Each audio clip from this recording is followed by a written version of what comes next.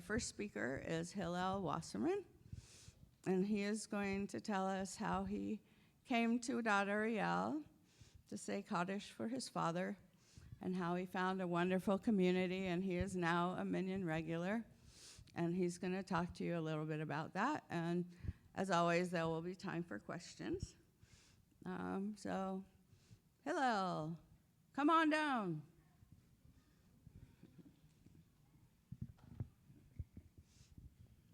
You can hold it or put it in there. Hi, everybody. I'm Hillel Wasserman. And in true Hillel Wasserman fashion, this brand new kittel, which I've been wearing for all of a handful of hours already, has got stains all over it. I am the pig pen of Judaism. You know, remember from the Peanuts cartoons, the guy who was always in the cloud of dirt? The one with the tallis always falling off, the one with the tefillin half on? Yeah, that's me. That's well, Gemar Chatima Tova to all of you, Shana Tova. I grew up at Temple Beth Am on the other side of the hill, and I remember the minyan. 12 or 15 of the oldest men I think had ever seen in my entire life, complete with the yellowing talasim and the cracking tefillin and the thick Eastern European accents, as thick as the slabs of challah they would pile with creamed herring down, and then down that with schnapps. I guess they were the original good old, and I mean old boys. And to this 12-year-old, not really my crowd. And then, 7 years ago, my father died.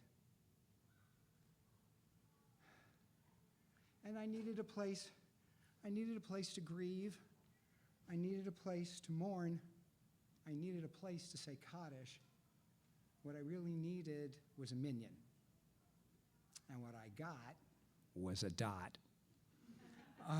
And the merry minyonaires.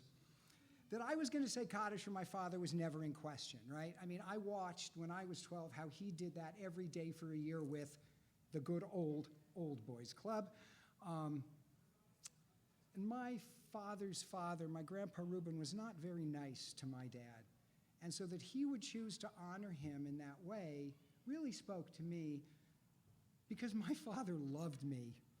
And he told me he loved me, and he showed me that he loved me every day of my life. Why wouldn't I say Kaddish for a man like that? And so, after the second day of Rosh Hashanah in 2016, I crossed the threshold into Deeper Chapel and to the clutches of the merry minyonaires. There was Herb Moore, the first Jew I met on campus here. What are you doing here? Well, I came to say Kaddish for my father. Is this the chapel? Yes, it is. I said, oh, okay.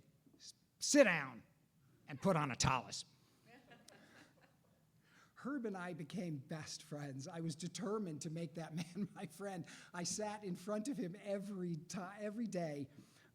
I was determined to make that man my friend, and I used to try to match my kippah to my T-shirt. And one day Herb says to me, Your kippah doesn't match your T-shirt. and it's like, I knew you liked me. I knew you were looking, and I like you too. So there was Herb Moore. And soon enough, there was Manny Aftergut, and Robert Sachs, and Rona Blaker, and David Gruber, and Bruce Adelstein, and Ernie Goodman, Steve Lavender, Jim Lesserman, and many, many more that I would meet. But most importantly, my sister from another mister, the bewitching, raven-haired Julie Jafrida, whose father had died 3 days before mine. She walked in. She came about a week later. Took her a week later to find Adat. When she came, she walked in, and I could see the puzzled look on her face, and so I just handed her my siddur, and that was it. We were best friends, and that's the way it can go. And at least it went that way for me. But those people, all of those people, they picked me up, and they embraced me, and they carried me through my 11 months of Avelut. From the time when I was so upset I could barely form a sentence to when it was just a joyous experience to be in the room with those people. they really are a fun bunch. This is not your father's, not my father's minion, all right? This is a very different group.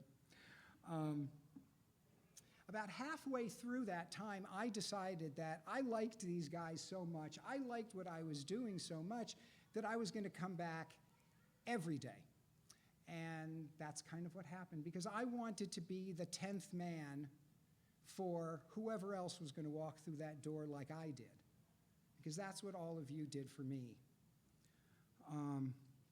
Those merry minionaires, there really is nothing like it. And when they realized that I came with some shul skills picked up after years of junior congregation and junior cantors and USY and Camp Ramah, they eventually coaxed me into leading services. There was a lot to learn still, and I learned it, and I am learning it.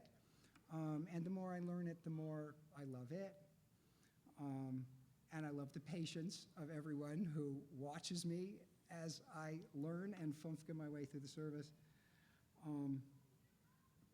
But it really, what really was most touching was when, during the lockdowns of 2020 and 2021, the rabbis Bernhard and Yarkin and Cantor Aronoff were so overwhelmed at just keeping the shul going.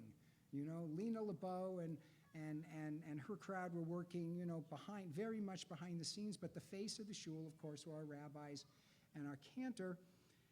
And like I said, like overwhelmed, as we all were. And so they asked if some of us, one of them being of all people me, would occasionally lead services, pick a day to lead services during the week, which I did. I mean, this was when we were on Facebook, okay? It was a one-way broadcast. We weren't on Zoom yet, so there wasn't any kind of interactivity in that way, except for the comments column, and my eyesight is so bad I couldn't keep up with the comments and the Siddur. Although usually I'm pretty good at keeping up with the talking and the praying, but that was a little bit challenging. And yet, you know, in the midst of all of that strangeness, in that cold, weird moment that we were in, and on that cold, weird medium, the mighty Mignonnaires, we found a way to keep ourselves connected. I think we built an even stronger connection through all of that. There were people that returned to us that hadn't lived in the area in years, and people that just couldn't, you know, couldn't make it in. And still, that's the way it is, right? We've now moved to a hybrid service where we're on Zoom, and we're also live in the room. And it's the best part of my day. It always is. But my minion life is just part of my greater shul life here, but it's a big part. And that's because it connects me to the parts, the very best parts of my youth, right? All that time that I spent gathered up that knowledge, learning those things, it actually pays off. And of course, it connects me to my father, who would absolutely plots if he knew I was putting on tefillin every day. Frankly, it surprises me too. Because I'm not religious. I mean, I keep a kosher home, and I wear a kippah, and I daven every day, and I busted out a kittel for Yom Kippur, but I'm not religious. Let's be very clear on that. What I am is I am devoted to my minyan and to this shul, because this has become the very best part of my day, and the last 7 years, and the years going forward, the very best part of my life. This was my father's last gift to me, this shul, this community, all of you. After years without a shul life, here he was giving me something back that he knew I loved. It was because of him, as I said, that I walked across that threshold, but it's because of all of you that I continue to do that. So, come join us sometime. Come comfort the mourners, or if you are in mourning, come and let us love on you. It's what we do very well. In fact, it's what we do best. Come to find something deeper in yourself, because it's there. Come to get shaken down for tzedakah by 3-year-old Alana Handelman and her little accomplice, brother Isaac, and discover the joy of waking up singing. We may not have any creamed herring for you, but we'll do the best that we can. Gemar Tov. See if people, do people have comments? Do you want to ask Hillel any questions? Do you want to know the services are at 7:30 Monday through Friday, 9 o'clock on Sundays, and on national or federal holidays? Jerome Verd.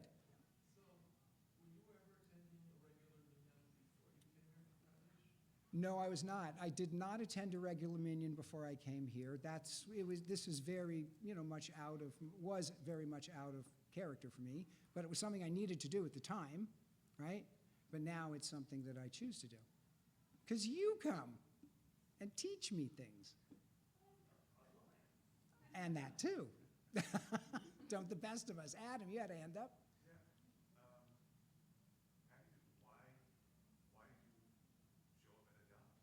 I'm sorry, have I what? Why Adat? Right?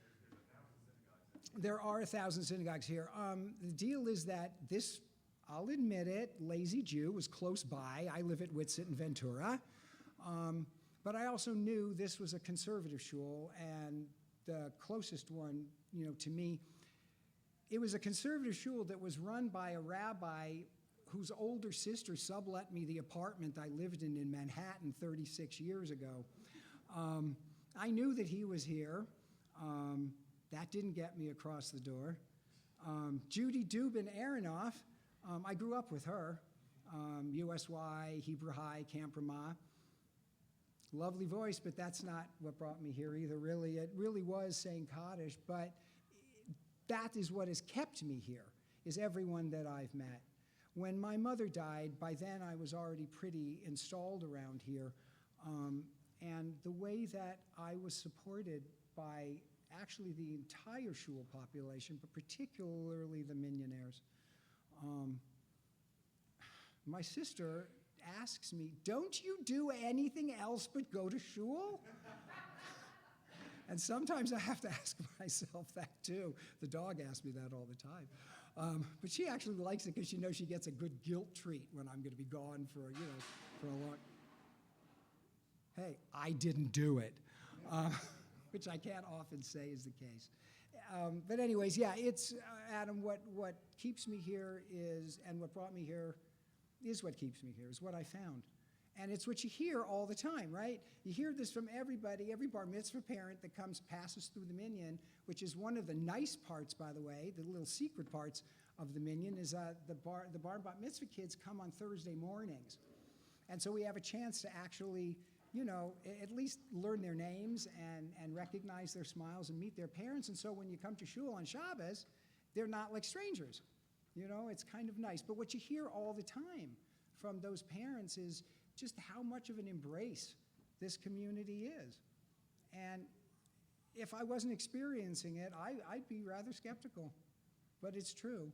You guys know it. You live it every day, right? So, some days. Did you want to? Oh, Alan. Is there any particular day of the week where you feel that you need more attendance, or you're getting close to not having a minyan? Yeah, do we worry about making a minyan? When I was first coming here, it was a bit of a challenge some days. We were rushing out to the courtyard just to grab some, because you just stick your foot over the threshold and you can say, except now we don't have the school where we can reliably pull, recognizable Jews. And so, that would be a challenge if it wasn't for all that we learned through the course of the lockdowns. People really want to be together. We are now almost pulling a full minyan in the room every day, which is so thrilling. And then we get as many people online. We can have as many as 25 people, virtually and in person. It's really wonderful. And I think that's just the power of what this group does. We are a very welcoming bunch. We want you. As much of you as we can get. We don't want your money. Somebody else wants that. Monday and Thursday is always good to come because you need to get aliyot and you need to Yes. so a lot to go around. So Monday and Thursday. Mondays and Thursdays, Torah days are good days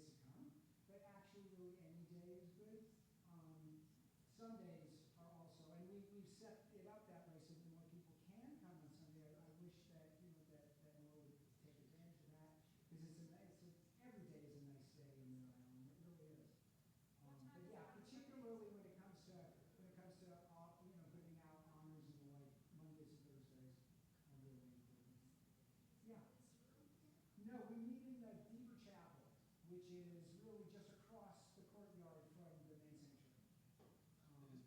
Easy to fall into. What's that, Jerome? This is live stream, though, that usual mic. Oh, I should stay here then? It's being live streamed. Oh, it's being live streamed. Yeah. Is it Netflix? There was Mel. Well, my first question is somewhat facetious, but a technical question. So I would get phone calls from you and others sometimes when the cantor finally had a chance to sleep in a little bit, saying, "We're not on the computer, nobody can see us. What are we supposed to do?" Has that resolved itself? Yeah, things do. We're. It was about constantly calling the cantor to report that the Wi-Fi wasn't working, or the iPad had sprouted legs and walked off someplace. We found all kinds of wacky things, but that, you guys know it, right? We're all living with technology more than we ever did before. But it has been a real great connector, and it's not just here at the shul. I've heard this all over the place. The Chai Neighbors, which Marty Lasker knows a thing or two about, the Chai Neighbors actually, again, asked me to participate in this interfaith conversation series. And so we spoke with priests and pastors and imams and shamans and the like. And what we heard from all of them was the same thing, was how the pandemic, how the lockdowns during the pandemic brought more people to them, more people that they had lost track of even, that had moved out of state or moved to another parish. But here they were able to gather again and be with each other. There is no substitute for pressing the actual flesh. But if you have to press enter, do it at 7:30 in the morning. You can get to us right from the shul's website. Look under, I think it's pray, and there's a sub-tab Tefillah schedule, and the first live link on the right side of that page is to the Daily Minyan. So please. I'm sorry, yes, there is an evening minyan as well. The evening minyan meets at 7 o'clock, and it has remained online this entire time. They're yet to return to campus. And they're a very nice, dedicated bunch of people. Robert Sachs and Irv Biner and Susan Porter from Anchorage, Alaska, all take turns davening. Ketchikan, Alaska, all take turns. Really, like one is different than the other. I know, Susan, I apologize for that. Because you know she's watching. What else is there to do in Ketchikan? Yeah, Mel? The other thing that you said, which I didn't know whether it was facetious or not, it triggered me to remember something else. You said, "I'm not religious, but I put on tefillin at the shul all the time. I keep kosher," all those things. And it reminded me of something that I heard from Clive Lawton, who's one of the founder of Limud. One of the Limud founders is known for saying, In England, quite a personality, and he was on an interfaith panel in England, and he said something about how most Jews in England are not religious. And so one of the Christian clergy turned to him and said, "Wait a second, don't most Jews here put a mezuzah on their door?" He said, "Yes." "Don't most of them, with their little baby boys, have a bris?" "Yes." "And don't they mostly go to seders at least?" He said, "Yes." And the guy said to him, "You're telling me they're not religious? They're really religious." Well, it's really weird being in the position of being even more of a super Jew than I was to my friends. All of y'all know that I'm just pretending, but my friends actually think that I'm now like a super Jew. So Adat Ari did that to me. It could do the same for you. Anybody else? I'm wondering if, since you joined the synagogue, if it has inspired you to learn more about Judaism or our texts or Kabbalah or any of those things that we sometimes delve into to find answers or just figure out where do we come from and what do our texts say and things like that. So I would say to you, Barbara, yes and not yet. What's really interesting is my father's Jewish education consisted of 6 years of staring into the corner in the rabbi's office. He was, unsurprisingly, a behavior problem. Tree, acorn. But when he made the commitment to go and say Kaddish for his father, somehow that inspired, I'd say a renaissance, but there never was a sans to Ren. It was just his sans, I guess, to really start to learn. And he found a group of laymen, lawyers and doctors and the like, that would study Talmud every Shabbos after shul. And so he fell in with this crowd. And for at least 2 decades, my father spent in Talmud study with these guys. Yeah, I have learned more about leading the service than I knew. There were things I did not know went on, and now I know, and I mostly know how to do them. But everyone here has been so patient with me while I learn, and that's what's so great. And we will be patient with you as you learn. So come and you know, give a swing at it. It really is a worthwhile thing. I want more. Right? I am greedy. That my mother instilled in me. I want to get back to reading Torah. I want to get back to reading Haftorah. I want to get back to doing all of those things again. Peter Reynolds has moved to the desert, and God knows, you know, who else is going to pop up and lead Shabbos morning services from time to time. So I'd like to reconnect with all of that material and begin to do that too. So Mel, you know, you've got the list, right? the can't, yes. After Sukkot, I will give her a call. After they get back from Israel, I'll be giving the cantor a call and trying to get some MP whatever files and learn this stuff. But yes, Barbara, I want to do that. It serves that purpose. That's also one of the most interesting things. This is such a learned community. You guys know so much, right? And I'm always impressed with the hunger you all have to learn more. And I'm just sort of standing at the sidelines, it feels like sometimes. But yeah, I want to jump in a little bit more. I think you're right in the center, Doing the best I can. not the sidelines. Did you have a question? Yes.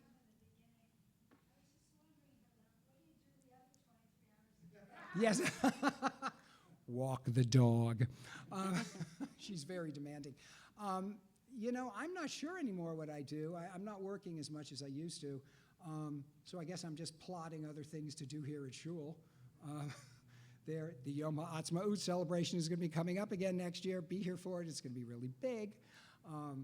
Rabbi Alexander and I are going to sit and talk about that. But that's another thing, right? It has pulled me in, and any of you that serve in any kind of capacity here, I'm sure you have experienced a similar thing, right? There is this pull to just come in and do more, you know, and want to be here more.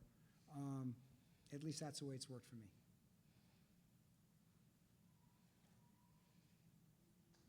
Any other questions here?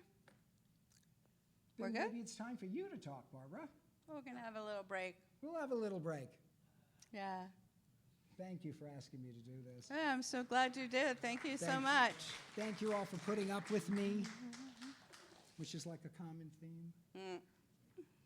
Yeah, it was so great to hear a story of how Hillel found us and was drawn here and found a home and a family and people who care and will take care of you and miss you when you're not there and check with you. And that's really a wonderful thing.